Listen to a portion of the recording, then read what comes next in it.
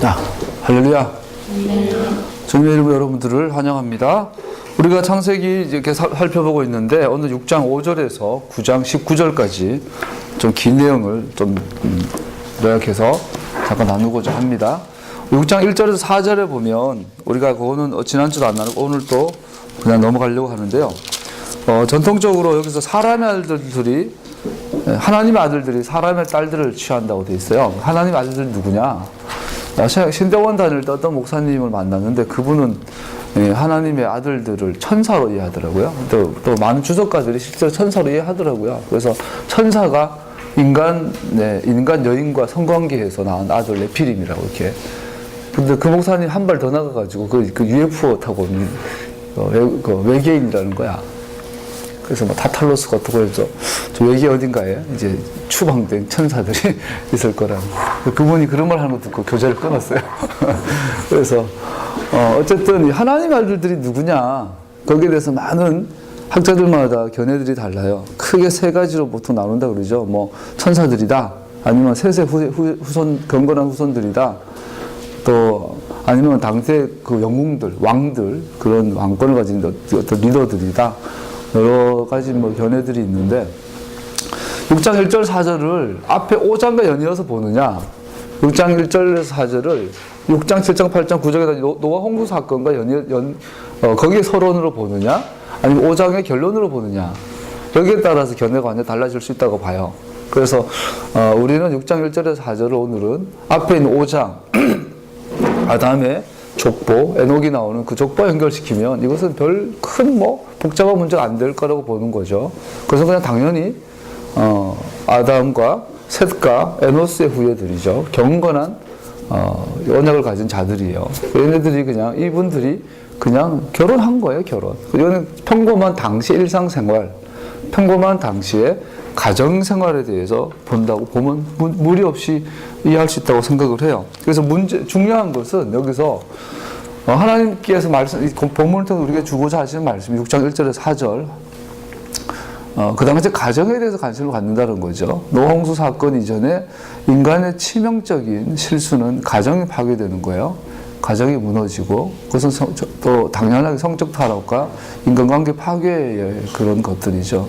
그래서 유다서에서인가요? 우리가 오늘날 마지막 때 소돔과 고모라도 그렇고 하나님께서 마지막 심판을 내렸던 심판의 공통점은 항상 음란, 또 동시에 가정 파괴라는 이 부부관계 파괴라는 것이 계속 왔었어요. 오늘날도 우리의 현실을 보면 한국교회 같은 우리나라만 해도 이제 음란은 뗄 수 없는. 제가 어릴 때만 해도 가요 자체가 하나 시였는데 오늘날 가요의 모든 가사가 최근에 나온 뮤지컬로 아예 19금을 노리고 그냥 나라에서 19금으로 해가지고 방영 불가를 내렸는데 인터넷에서는 그것이 그냥 폭발적 인기를 누리고 이런 현실이 됐어요.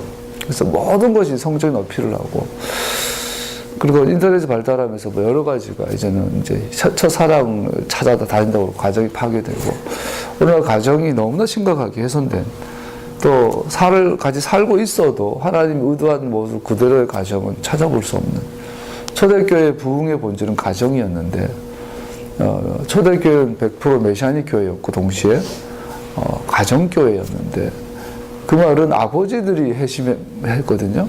아버지들이 핵심의 중심에 있었는데, 회개의 중심에 있었는데 오늘날은 이게 불가능한 상태.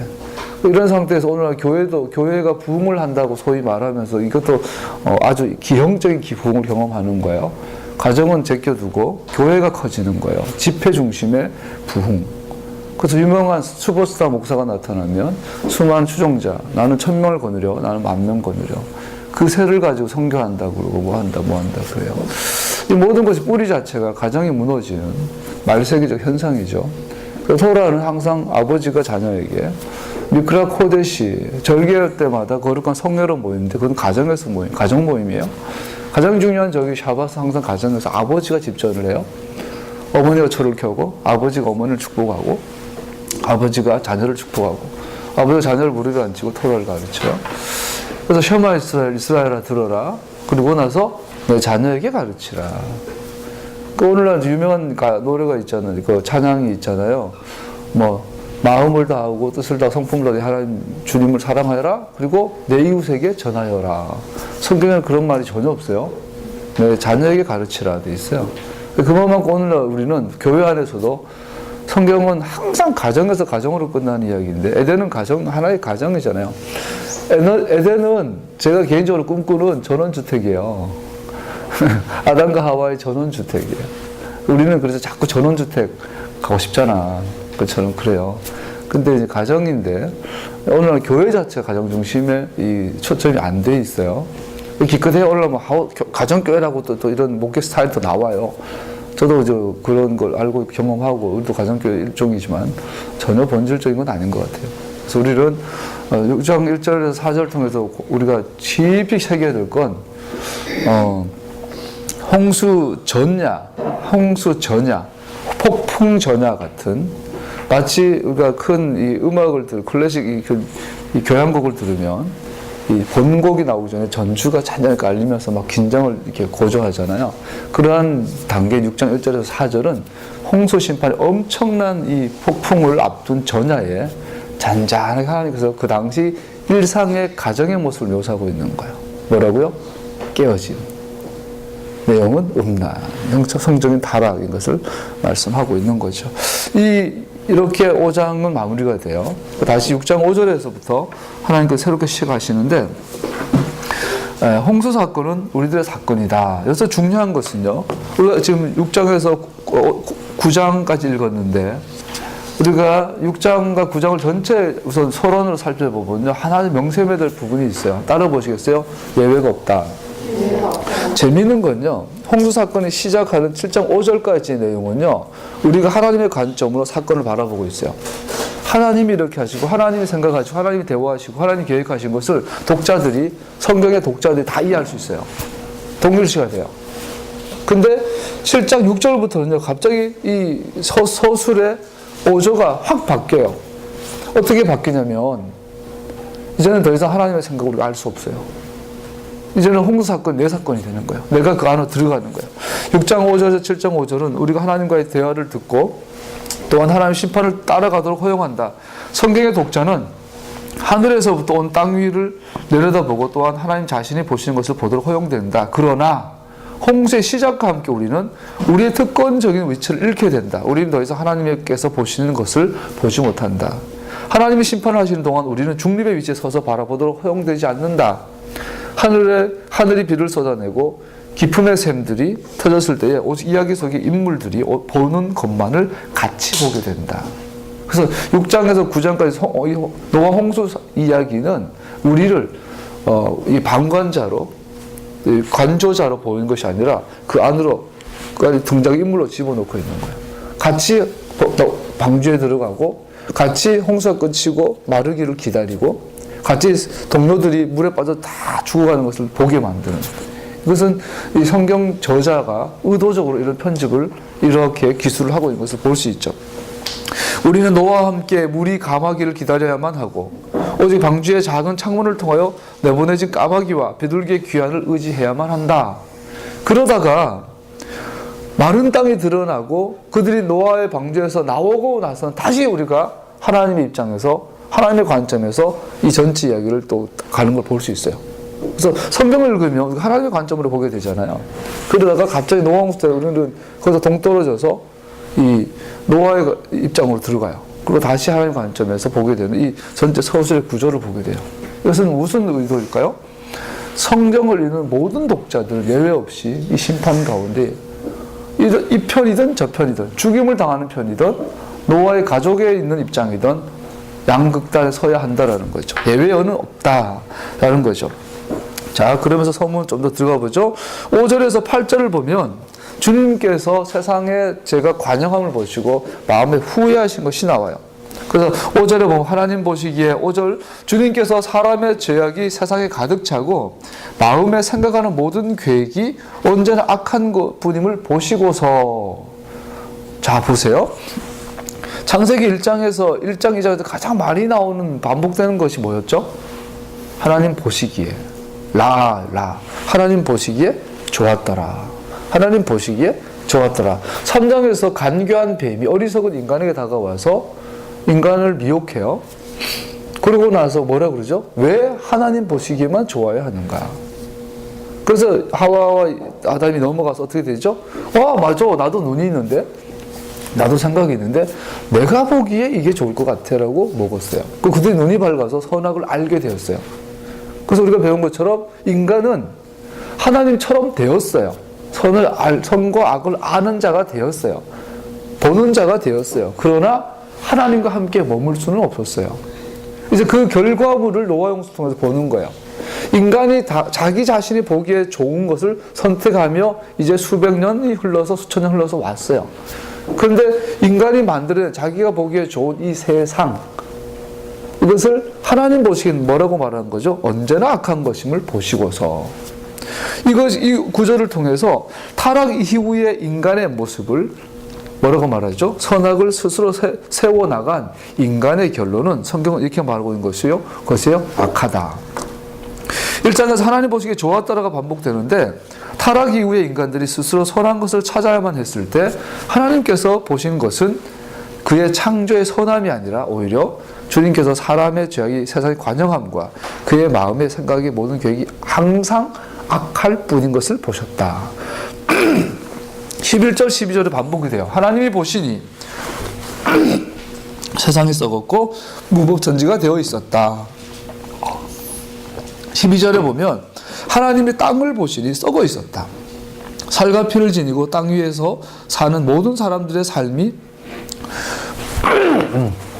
속속들이 썩어 있었다. 하나님 보시기에 악했다. 자, 여러분과 내가 보기에 좋은 삶을 살고 싶은 욕망이 막 있어요. 이거 육체라고 해요, 육체. 또 한면으로는 우리 영은 깨어났기 때문에, 여러분과 나의 영은 예수님으로 인해 구원받았기 때문에 또 하나님 보시기에 좋은 삶을 살고자 이 성령의 소욕과 육체의 소욕이 갈등을 하죠. 6절에서 7절을 보면 땅 위에 사람 지으셨음을 후회하시며 마음이 아파하셨다. 그런데 그 모습을 보고 하나님께서 어떻게 하죠? 후회하시는, 그리고 마음 한탄하시는, 마음을 아파하시는 것을 볼 수 있어요. 여기서 재밌는 건 우리가 노아의 별명이 뭐라고 그랬어요? 위로자, 안위하는 사람, 위로하는 사람. 이 안위하다, 위로자라는 게 히브리어로 나함이라는 단어예요. 나함. 근데 이 나함이라는 단어 동시에 후회하다는 뜻이 있어요. 그래서 노아의 삶의 전체를 봐서 이 홍수 이야기 전체를 보면 노아는 하나님에게 있어서도 위로가 되고 하나님 후회하시는데 노아를 보니까 위로가 돼요. 또 인간의 입장에서도 엄청난 슬픔 가운데 있지만 노아를 보면서 위로를 얻어요. 희망을 얻어요. 노아라는 존재는 하나님과 사람 모두에게 위로를 가져오는 존재인 것이에요. 내가 창조한 것이지만 사람을 이 땅에서 쓸어버리겠다. 사람뿐 아니라 짐승과 땅 위를 기어다니는 것과 공중의 새까지도 그렇게 하겠다. 그것들을 만든 것이 후회되는구나. 돌아가신 아버님이 이제 마지막에 이제 교통사고 나서 치매와 동시에 뇌가 이제 마비됐어요. 그래서 한 30년 전 기억은 정확하게 하시는 아버님이셨는데 어느 날 그 안동의 산골에서 우리 가족들이 모여서 수영하고 뭐 노는 그런 날이 있었는데 아버지랑 둘이서 그 산길을 걸을 기회가 있었어요. 저 강가에서 애들이 놀고 있고 저 안동에서. 그때 아버님이 이제 먼 산 한참 쳐다보시더니 분위기가 좀 이상했어. 그래서 어르신이 한참 이게 중요한 말 할 때는 이게 잡잖아. 그래서 내가 아버지 이제 애기처럼 치매 환자니까 애기처럼 그러다가 그날은 한참 쳐다보시더니 옛날에 저 산에 호랑이가 살았지 않나 이런. 그래서 에이 아버지 말이 되냐, 여기 지금 사람이 이렇게 많은데 이 동네에 호랑이 어딨냐고 했더니 아니지, 호랑이 살았지. 그러면서 뜬금없이 이제 선문답처럼 하시는 거예요. 호랑이는 사람을 무서워한다는 거예요. 옛날 어른 말씀이. 그래서 호랑이는 사람을 무서워하지.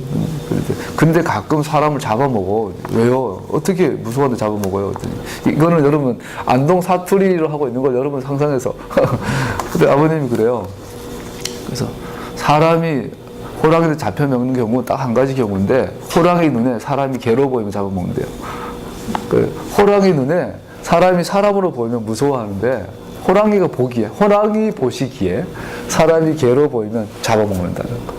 그래서 근데 그 순간 아버님은 뇌가 80%가 이제 마비 멈춰져 있는 상태고 치매 환자처럼 아이처럼 그런 상태였는데 아버님 그 한마디가 지금까지 안 잊혀져요.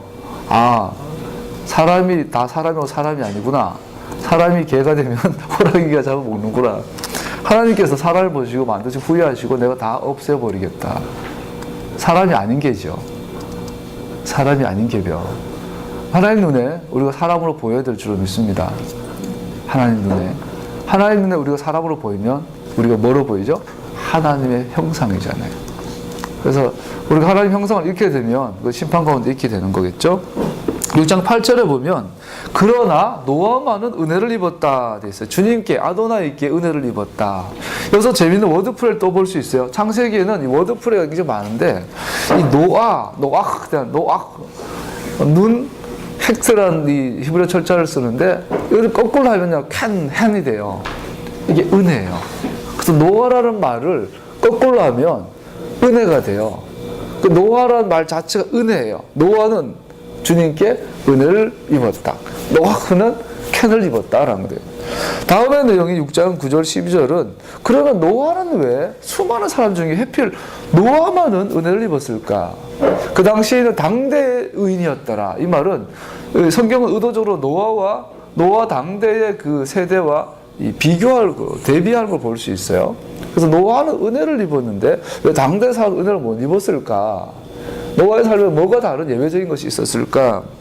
그 6장 9절부터 12절 보면 이렇게 돼요. 노아는 역사는 이러하다. 노아는 그 당대 의롭고 흠이 없는 사람이었다. 노아는 하나님과 동행하는 사람이었다. 자, 홍수 이야기의 중심 목적은 우리는 자꾸 그래요. 하나님께서 홍수를 왜 보내셨는가? 여기 자꾸 가는데 사실 성경은 거기에 초점 맞추는 것이 아니라 왜 하나님은 노아를 구원하셨는가? 우리는 홍수가 왜 왔는가 자꾸 고민을 하는데 성경이 정작 우리가 하고 싶은 말은 하나님께서 왜 노아를 구원하셨는가? 이거를 이해하라는 거예요. 그래서 그렇게 너도 노아처럼 되라는 거죠. 성경은 노아의 의와 모든 육체의 패역함을 대조시키고 있다. 하나님 보시기에 모든 것이 패역하고 썩었다. 무법천지가 되었다. 썩었다. 부패하였다. 부패라는 것은 원형을 상실한 거죠. 오리지널을 상실한 상태예요. 그래서 노아 당시에 모든 사람과 자연은 하나님 원래 만드신 오리지널을 상실한 상태가 돼요. 그리고 부패할 뿐 아니라 패역하였다. 이게 패역하는 히브리어 단어가 재밌어요. 하마스예요. 하마스. 많이 들어봤죠? 이슬람의 그 무장 테러 단체 이름이 하마스예요. 하마스라는 말은 이제 반란을 일으키다, 폭력을 행사하다 이런 뜻이에요. 이걸 패역하다. 그 동시에 불법을 저지르다. 또 성경 에스겔이나 몇 군데에서는요, 토라를 어기다라는 뜻이 있어요. 하마스란 말이에요. 그래서 이슬람이나 본질은 하마스예요. 토라에 반하는. 그런데 노아 당시의 사람들이 어땠다고요? 율법을 어겼던 세대가 된 것을 볼 수 있어요. 이 말은 즉 하나님께서 노아를 구원하신 이유는 노아가 하나님의 길에서 패역하지 않았고 불법을 행하지 않았고 하나님과 동행하였다는 것을 알 수 있다. 즉 노아가 은혜를 입었던 근거가 노아의 삶이 하나님의 길에서 패역하지 않는 것을 볼 수 있다는 거죠. 즉 하나님의 법에 위배되지 않은 삶을 살았다는 것을 볼 수 있어요. 아까 말한 것처럼 패역하다는 하마스라는 단어는 폭력, 난폭, 부당행위, 불법, 악 이런 뜻이 있어요. 에스겔 22장에 보면 그 제사장들은 내 율법을 범하였으며 하마스, 패역하였으며 스바냐 3장 4절 그 선지자들은 위인이 경솔하고 간사한 자요 그 제사장들은 성소를 더럽히고 율법을 범하였도다. 하마스하였도다. 패역하였도다. 자, 그 마태복음 7장에 보죠. 불법을 행하는 자들아 내게서 떠나가라. 내가 너를 알지 못하노라. 자, 하나님이 야다하지 못, 알지 못한다. 요한계시록에 가면 하나님 알지 못하는 사람들은 생명책 이름이 지워져요. 근데 우리는 생명책이 있대요. 천국 가면 한상 보고 나서 엉뚱한 소리를 하는데 천국과 지옥을 경험하고 와서는 뭐 생명책이 있는데 내 친구 목사님은 개척을 했는데 교인들이 왔는데 어느 날 갑자기 결석을 하더래. 근데 그 집에 둘째 아들, 셋째 아들이 꿈을 꿨는데 그 사람들 이름이 이런 체계에서 막 지워지고 희미하게 지기도 해. 그래서 그거를 야 당신들 이름이 지워지고 있어 그랬더니 겁먹고 그 다음부터 다 왔더래. 막 이런 간증을 하더라고요. 의미가 맞아요. 의미는 맞는데 여러분 생명책이 뭘까요? 생명책 여러분 내 이름이 기록되어 있대요. 그리고 이제 지워질 수도 있대요. 근데 여러분 토라의 관점에서 보세요. 생명책이 뭐예요? 계약서예요. 계약서. 어제 나눈 것처럼 우리가 이 카페를 계약할 때 사모님 이름으로 했어요. 거기 보면 계약서에 보면 김정배라는 사인드가 있어요. 이게 생명책이에요. 토라의 계약서에 여러분 내가 예수학교에서 십자가에 달려 도로를 가실 때 그 십자가의 보혈의 능력으로 그 은혜로 그 믿음으로 주님의 토라가 내 심배에 새겨져요. 주님의 토라에. 그래서 어제 배웠지만 성막을 지을 때 가장 먼저 증거궤가 먼저 나와요. 그 증거궤 안에 뭐가 있어요? 증거판이 있어요. 증거판을 덮게 있는 게 속죄소예요. 그 위에 그룹 두 분이 지키고 보호하고 싸움을 하고 있어요. 생명나무를 지키고 있어요. 그 생명나무 안에 생명나무 뭐예요? 증거판이에요. 증거판이 뭐예요? 언약 관계임을 증거하는 문서예요. 그것이 돌에 새겨졌어요. 이 말은 그 증거판 여러분과 내가 계약한 거예요. 하나님이 사인하시고 내가 사인한 이게 생명책이에요. 생명책 버림받는다는 말은 여러분과 내가 계약이 취소된다는 거예요. 하나님과 계약이 무의미해진다는 거예요. 하나님은 항상 신실하셔서 그 계획에 성실하신데 내가 그 계약을 무시하게 되는 거예요. 계약 관계의 파괴가 생명책에 지워지는 거예요. 즉 토라 레스네스. 그래서 마태복음 6장에 불법을 행한 자들아 네가 내 이름으로 귀신을 내쫓고 능력을 행했지만 네가 오늘날 네가 내 이름으로 예언을 하고 병을 고치고 했지만 토라 레스네스 한 자들아 내 곁을 떠나 내가 널 알지 못하노라. 너와 나의 계약은 끝났다라는 거예요. 내 증거판에 이름이 지워졌다라는 거예요. 토라 레스네스예요. 너무너무 중요한 이야기예요. 생명판 안 지워지려고 주일 성수, 11조 생활, 새벽 예배 꼬박꼬박 나오고 그러는데 전혀 의미 없어요. 토라 라이프. 토라가 하나님의 계약이 내 신비에 새겨져야 돼요. 할렐루야. 패역하다라는 하나님 보시기에 패역하였다라. 토라 레스네스하였다라. 노아 때 이미 그것은 하나님이 후회를 가져오고 쓸어버리시고 심판한 내가 다 생명을 쓸어버리겠다. 이런 결과를 초래할 것을 볼 수 있어요. 우리가 지난주 배웠던 에녹, 이낙, 하나님과 동행하였더라. 정확하게 우리가 창세기 17장 1절에서 본 것처럼 하나님과 동행한다는 것이 뭐죠? 계약에 충실한 삶을 살았다. 에노스의 시절에 비로소 사람들이 하나님의 이름을 불렀다. 하나님 이름 부르는 것은 계약행위예요. 계약을 맺는. 5장 22절 24절 에녹은 무두살라를 낳은 뒤에 300년 동안 하나님과 동행하면서 아들, 딸을 낳았다. 에녹은 모두 365년을 살았다. 에녹은 하나님과 동행하다가 사라졌다. 하나님이 그를 데려가신 것이다. 결론 내리면요. 서론의 결론은 하나님께서는 자신의 길에 패역하지 아니하고 하나님과 동행하는 자를 구원하신다.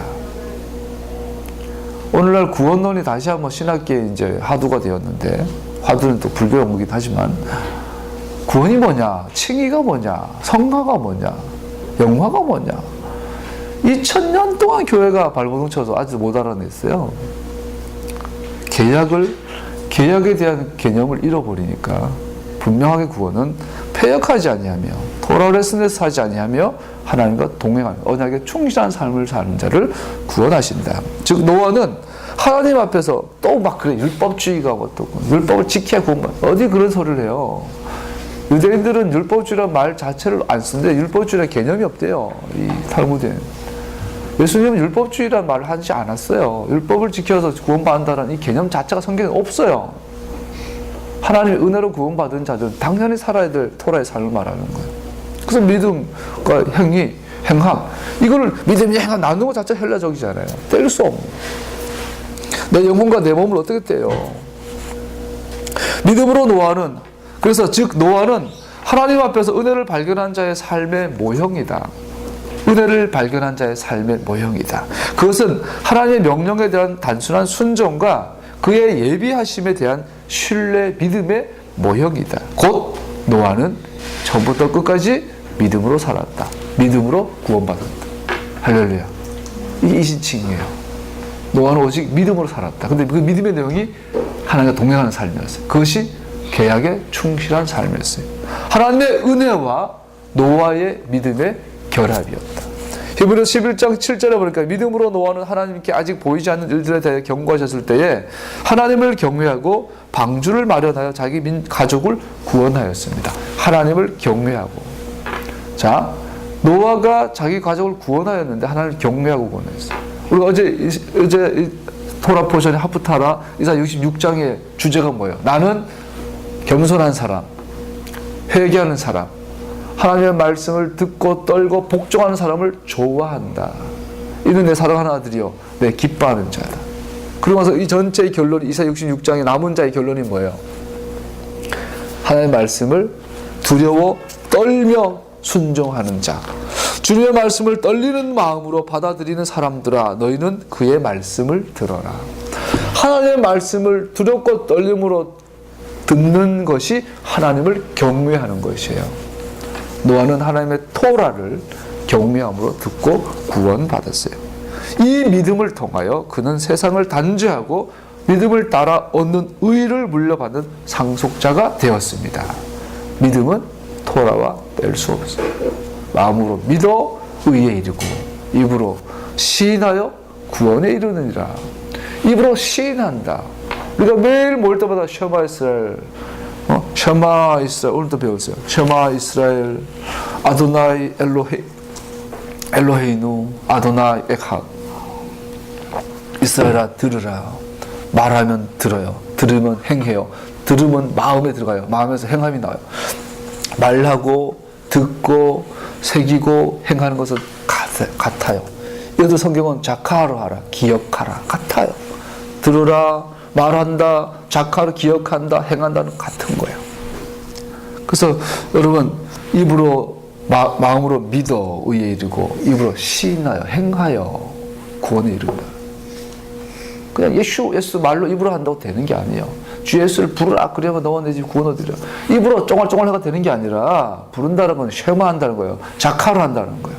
행한다는 거예요. 그래서 이 4장에서 모세가 피를 받아놓고 전하신 말씀을 들은 말씀을 전했더니 우리가 행하겠습니다.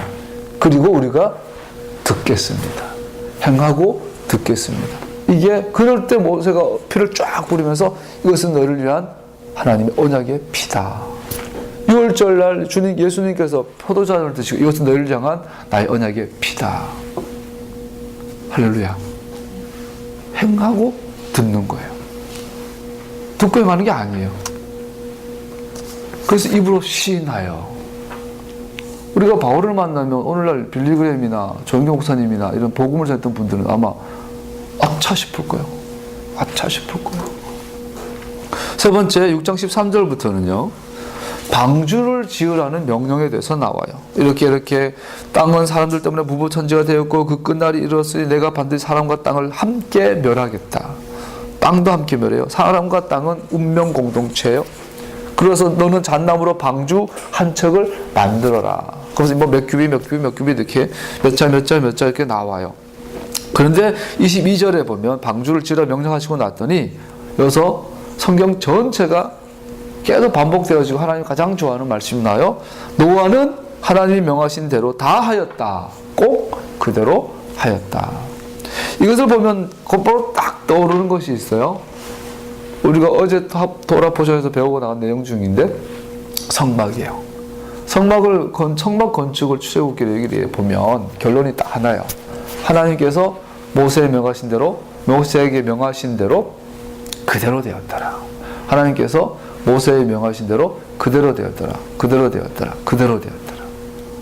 방주를 짓는 것은 성막을 짓는 것과 정확하게 같은 구조예요. 하나님 말씀하시고 명령하시고 그대로 되었더라. 할렐루야. 여기에서는 뭘 볼 수 있어요? 노아의 중심을 볼 수 있어요. 노아의 마음을 볼 수 있어요. 우리 가인과 아벨의 예배가 특징은 마음이라고 그랬어요. 피가 아니에요. 아벨은 마음의 예배를 드렸어요. 마음으로 드리는 예배. 오늘날 마음이라는 단어가 너무 땅에 떨어졌는데 함부로 부를 수 있는, 사랑이라는 단어라든지 마음이라는 단어가 함부로 부를 수 없는 단어예요. 마음. 이 마음의 토라를 새 언약으로, 신약으로 새겨주겠다. 이게 믿음이에요. 그 성령의 능력으로만, 십자가의 보혈로만 그것이 가능한 것. 그게 구원이에요. 할렐루야. 너무너무 중요해요. 이 마음. 노아는 이 마음을 주님 앞에 보인 것이죠.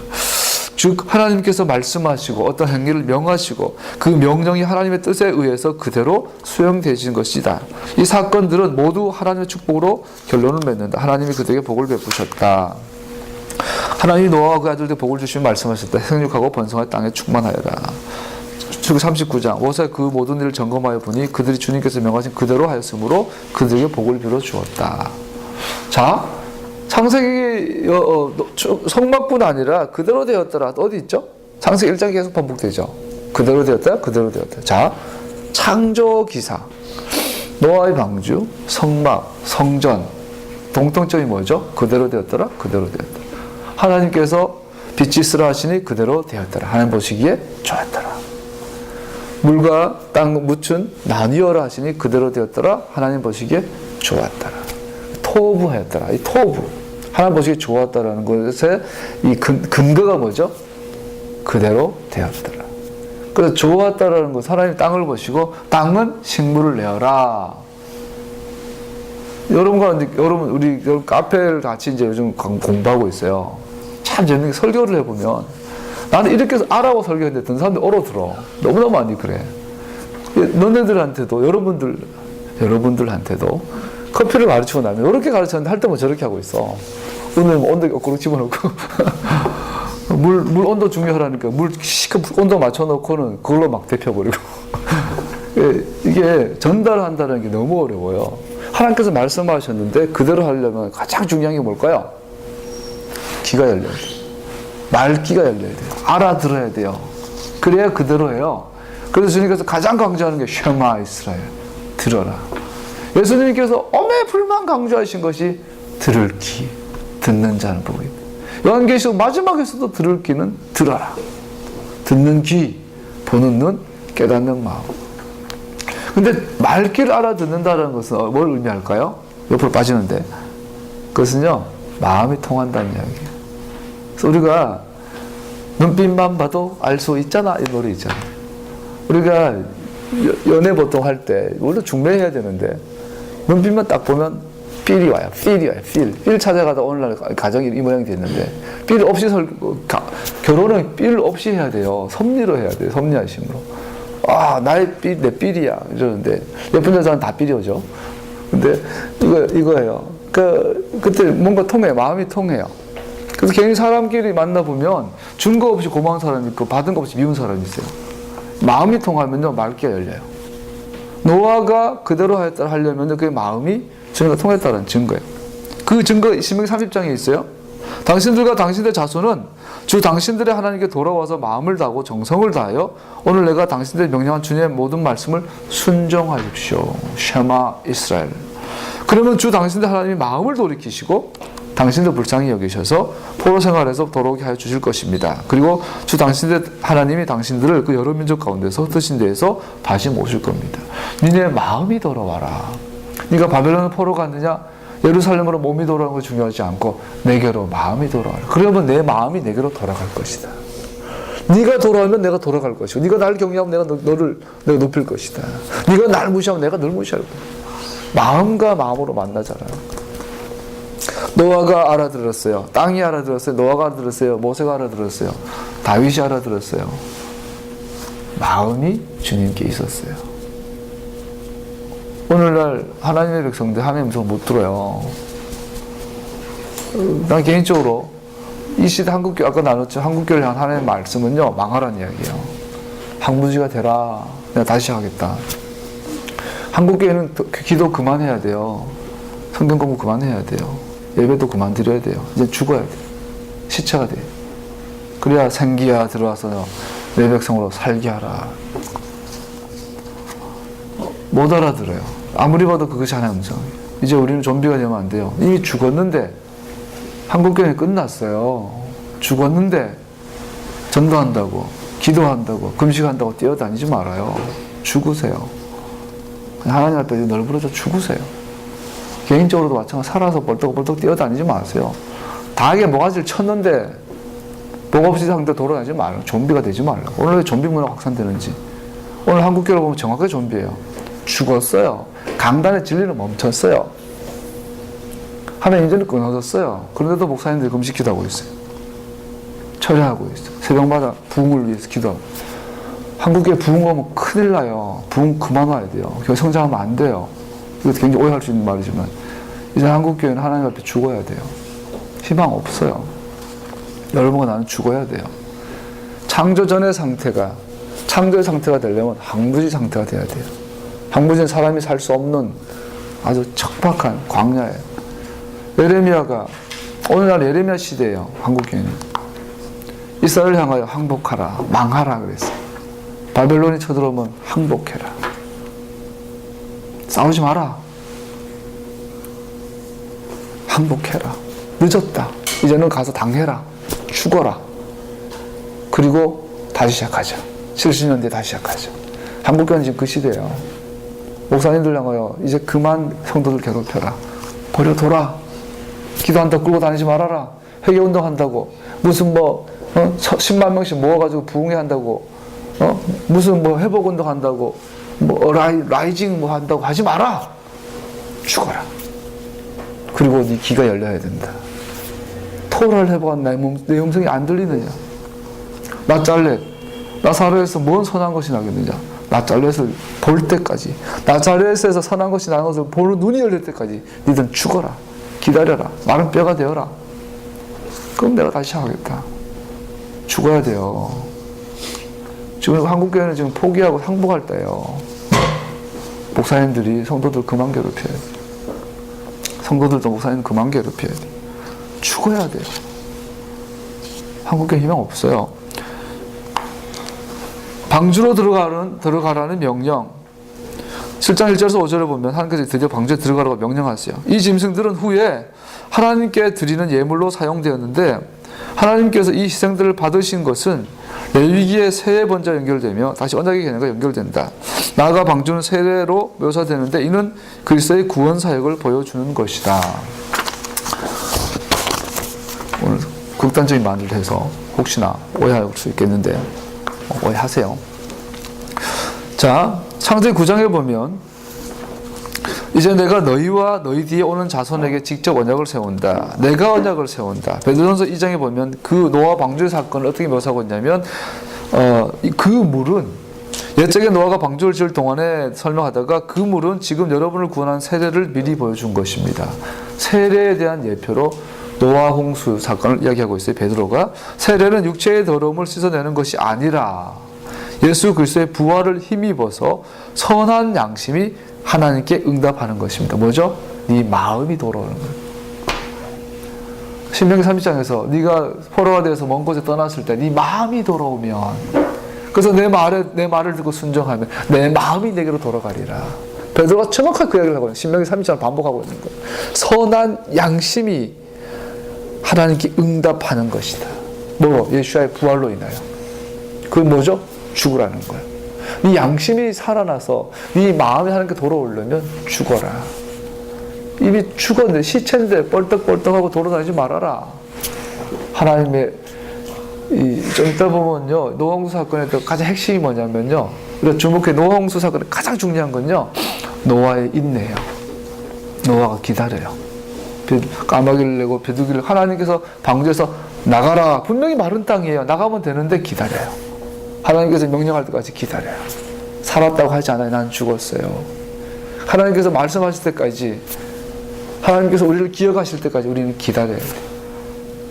그리스도의 부활을 힘입어서, 부활이란 말은 죽었다라는 거죠. 죽음 상태에서 있으라는 거예요. 부활을 힘입어서 선한 양심이 하나님께 응답하는 것입니다. 개인적으로 주님께서 나를 죽음으로 인도하셨어요. 10년, 12년 돼가는 것 같은데 그 지난 5, 6년 정도는 왜 이게 어떻게 이렇게 막히나. 세상에서 외톨이, 나를 좋아하는 사람이 다 한 사람도 없는 것 같고, 아무도 나를 목사로 인정 안 해주고, 뭐 그렇게 사기친 것도 아닌데 왜 이렇게 날 싫어하는지, 이런 경험들 이제 지난 10여 년 했어요. 그러고 나서 주님께서 2년 전에 너를 창문 앞에 세우겠다 그래요. 그 음성을 들었어요. 창문이 뭔가 봤더니 토라에서는, 메시아닉에서는 토라를 창문이라고 그러더라고요. 그리고 토라를 발견했어요. 그리고 작년에 카페를 통해서 나를 목사로서가 아니라 사회인으로서 사회에 노출시켜 주셨어요. 너무 감사한지 아줌마들 수다 떠는 게 재밌어요. 그 이제 와이프가 원래부터 사역이 시작돼요. 여러분, 그러면서 내가 깨닫는 게 그거예요. 나를 죽이셨구나. 하나님은 내가 죽기를 바랬는데 나는 얼마나 살아남으려고 뭐 세미나 다니고 기도하고 금식 해보려고 그러고 이 공부 저 공부 죽어야 되는데 그래야 내 양심이 여기 마음이 살아나는데 잠잠하라. 홍수 드디어 이제 6절부터 홍수가 옵니다. 본문은 홍수에 살아남지 못한 자들에게 어떤 일이 일어났는가 보다 왜 그들은 죽었는가에 관심을 갖는다. 즉 홍수에서 살아남은 자들은 하나님의 명하신 대로 행한 자들이었음을 4번에 걸쳐서 반복하고 있다. 노아는 하나님 명하신 대로 다 하였다. 꼭 그대로 하였다. 노아는 주님께서 명하신 대로 다 하였다. 하나님이 노아에게 명하신 대로 수컷 감고 둘씩 노아에게로 와서 방주에 들어갔다. 하나님이 노아에게 명하신 대로 살과 피를 지닌 살아 숨쉬는 모든 것들이 수컷 감고시 짝을 지어 방주에 들어갔다. 마지막으로 노아가 들어가니 주님께서 몸소 문을 닫았다. 4번에 걸쳐서 본문은 노아는 하나님께서 말하신 대로 그대로 되었다. 그대로 되었다. 계속 반복하고 있어요. 그 나눈 것처럼 그대로 되기 전에 노아는 하나님의 말귀를 알아들었어요. 알아듣기 전에 그의 마음에 하나님께 있었어요. 하나님의 뜻에 대한 순종이 곧 구원의 길입니다. 이것은 아브라함에게도 이스라엘 백성에게도 동일한 교훈입니다. 이스라엘 자손은 돌아가서 주님께서 모세와 아론에게 명하신 대로 하였다. 홍수가 창이라는 상태가 됐어요. 노아의 입장에 이거 되어보세요. 소리 나죠. 앞은 안 보이죠. 뭔가 둥둥 떠다니죠. 그러다가 드디어 홍수가 감하기 시작합니다. 비는 그쳤지만 지금 본문 막 굉장히 빨리 가고 있어요. 8장 1절에서 14절 우리 읽었으니까 비는 그쳤지만 방주 안에 있던 자들은 하나님께서 자신의 구원을 보내시기 전까지는 기다려야 했다. 자, 이것이 오늘 전하고 싶은 메시지예요. 150일 동안 홍수가 있었어요. 40일 동안 비가 오고 깊은 샘들이 터지고 막 그러다가 이제 150일 되면서 물이 줄어들기 시작해요. 노아의 여러분 방주 안에서 노아는 극도로 불안했겠죠? 아니면 극도로 하나님의 평안 가운데 샬롬 가운데 또 있었겠죠? 7장 24절 물이 불어나서 150일 동안이나 땅을 뒤덮었다. 이스라엘 백성들도요. 하나님께서 기억하시기까지 애굽에서 400년 광야에서 40년의 기다림의 시간이 필요했다. 지금 우리는요, 죽음을 선포하고 하나님이 우리를 기억하실 때까지 기다려야 되는 시즌이에요. 문제는 죽지도 않고 기다리지도 않는다라는 거죠.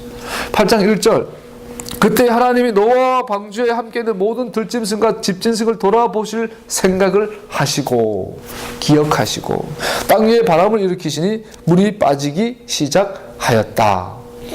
여러분 노아가 방주에 꼬박 1001년을 있었어요. 생일 때가 생일에 나와요. 생일 시즌에 그때 1년 동안 노아는 아마 10년 차 100년 차 느껴졌겠죠. 그때 하나님께서 노아와 동물들을 돌아보실 생각을 하죠. 기억하시고 드디어 물이 빠지기 시작해요. 하나님께서 방주에 있는 노아를 기억하신 것은 출애굽에서 이스라엘을 향한 하나님의 기억하심을 생각나게 한다. 저기 출애굽 2장 하나님이 그들의 탄식하는 소리를 들으시고 아브라함과 이삭과 야곱에게 세우신 언약을 기억하시고 이스라엘 자손의 종살이를 보시고 그들의 처지를 생각하셨다. 마찬가지로 하나님께서 자기 언약을 기억하시고 여러분 굉장히 중요한 내용을 들으십시오. 마찬가지로 하나님께서는 자기 언약을 기억하시고 자기 백성 앞에서 큰 동풍으로 밤새도록 바닷물을 물러나게 함으로써 그들이 마른 땅, 홍해를 건너 마른 땅으로 행하도록 하신 것처럼 하나님께서는 방주 안에 있는 자들을 기억하사 바람이 물 위로 불게 하여 자기 백성들이 마른 땅, 토부한 땅으로 나오도록 하셨다. 하나님께서 창세기 1장에서 땅을 만드시기 위해서 빛이 있어라, 물과 육지는 나뉘어라, 그 땅을 마른 땅으로 마른 땅에다가 사람이 살기 좋은 막 온갖 과수로 가득해라. 주님 보시기에 도부하였더라. 도부하였더라. 마른 땅은요, 하나님과 인간이 함께 샤칸하는, 거주하는 하나님의 집이에요. 이것이 창세기 1장의 목적이에요. 그 땅에 에덴이 있어요. 근데 그 땅에 쫓겨났어요. 그 노아 홍수를 통해서 하나님께서 다시 한번 우리에게 마른 땅을 노아를 통해서 주고 계세요. 그 전에 뭐가 필요해요? 기다림이 필요해요. 자, 기다림의 미학. 하나님이 나를 기억하시기까지 기다리기 위해서는 그 과정이 어떨까요? 가장 유명한 특징은 무명이에요. 무명. 무명의 시절이에요. 그리고 가난함이에요. 그리고 앞이 안 보이는 막막함이에요. 미래를 계획할 수가 없어요. 내일을 기약할 수가 없어요. 과연 하나님이 나를 기억하시는지. 제가 지난 7년 동안 가장 많이 했던 고백이 그거예요. 제가 요즘 가장 은혜 받는 노래가 찬양이 아니라 이선희의 가사야. 이선희 노래야. 달밝은 밤에 그대는 무슨 생각하시나요? 그대는 내 꿈 꾸시나요? 제가 진짜 설거지 하다가도 길 가다가 그 노래 하면서 막 울었어요. 특히 지난 1년 동안 달밝은 밤에 그대는, 새벽에 퇴근 문 닫고 성내천 지나가면서 하늘 보면서, 하나님 이 달밝은 밤에 나를 기억하십니까? 나를 잊으셨나요? 살아는 계신가요? 왜 이렇게 말이 없으세요? 왜 이렇게 나를 멀리 하세요? 어떻게 이렇게 나를 내가 마음에 안 드세요? 설거지 하면서도 그대는 나를 좋아하시나요? 나를 기억하시나요? 나를 불러 당신의 꽃이 되게 해주세요. 근데 하나님 이름은 뭐죠? 불러도 대답 없는, 부르다가 내가 죽을 이름이야. 와, 하나님 너무 멀리 계세요. 기다림은 너무 힘들어요. 나란 자체가 부정당하는 시간이에요. 한국교회는 기다려야 되는 시간이에요. 교회 건축할 때가 아니에요. 회개운동 할 때가 아니에요. 기다려야 돼. 그래서 여러분들도 마찬가지죠. 여러분과 내가, 우리 공동체가 보니까 기다림의 시간들. 근데 안 기다리려고 그래요. 살아서 펄떡펄떡 뛰어요. 그럼 어떻게 해요? 소금 쳐서 배추를 죽여버립니다. 닭의 모가지를 잘라서 시골에서 보면 이 버블군 집어넣으면 팍팍 뛰어. 한 10분 지나면 죽어. 출애굽기 24장 21절, 모세가 바다 위로 팔을 내밀었다. 주님께서 밤새도록 강한 동풍으로 바닷물을 뒤로 밀어내시니 바다가 말라서 바닥이 드러났다. 바닷물이 갈라지고 이스라엘 자손은 바다 한가운데로 마른 땅을 밟으며 지나갔다. 물이 좌우에서 그들을 가리는 벽이 되었다. 너희는 잠잠하여 하나님의 구원을 보라. 기다려라. 8장, 창세기 8장도 마찬가지예요. 노아가 601살 되는 첫째 달, 곧 그 달 초하룻날 땅 위에서 물이 다 말랐다. 노아가 방주 뚜껑을 열고 바깥을 내다보니 땅바닥이 말라 있었다. 둘째 달, 곧 그 달 21의 날에 땅이 다 말랐다. 할렐루야. 여기서 주목할 것은요, 그런데 노아가 어떻게 해요? 여전히 기다려요.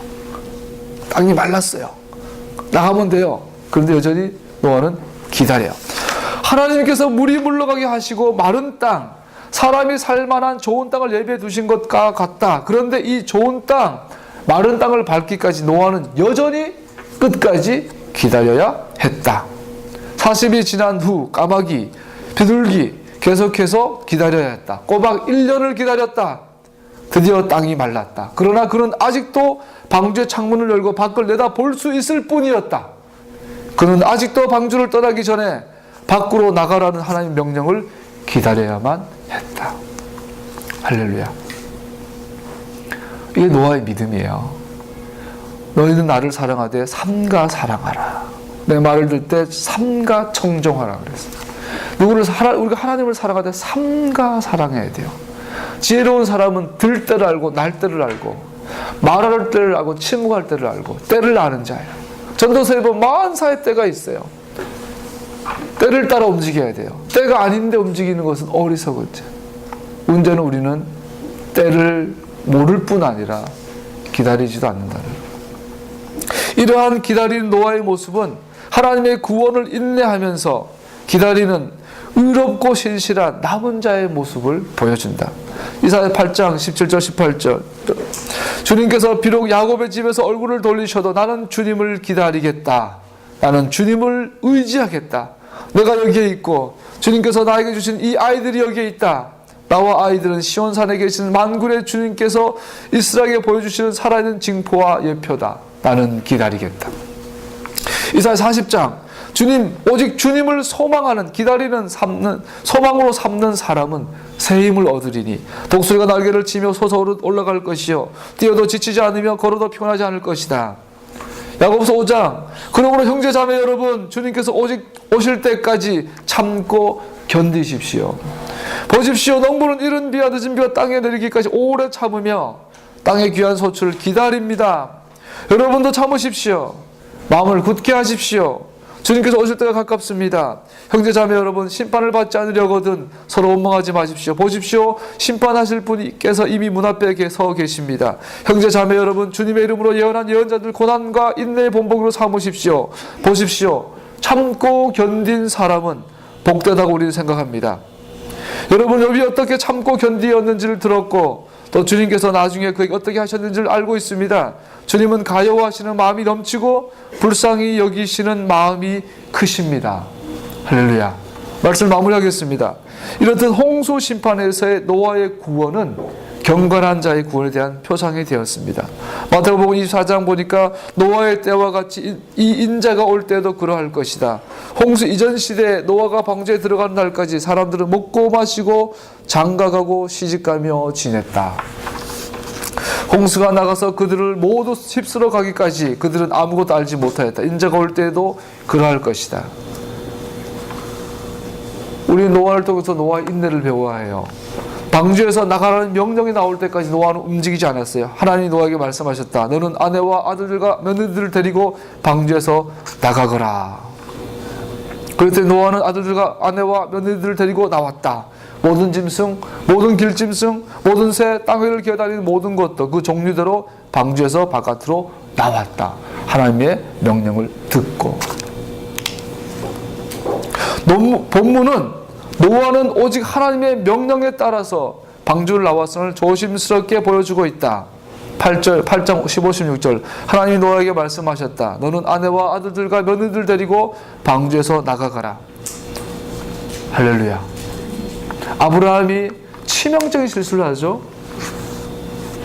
아들에 대한 약속을 받아요. 그리고는 머리를 굴려요. 그리고 하갈을 첩으로 들여요. 그리고 하갈을 통해서 아이를 낳고 이스마엘을 낳아요. 그것은 그 당시의 풍습에 의하면 너무나 자연스러운, 너무나 당연한 거예요. 그런데 그것은 하나님의 때가 아니었어요. 기다림에 실패한 거예요.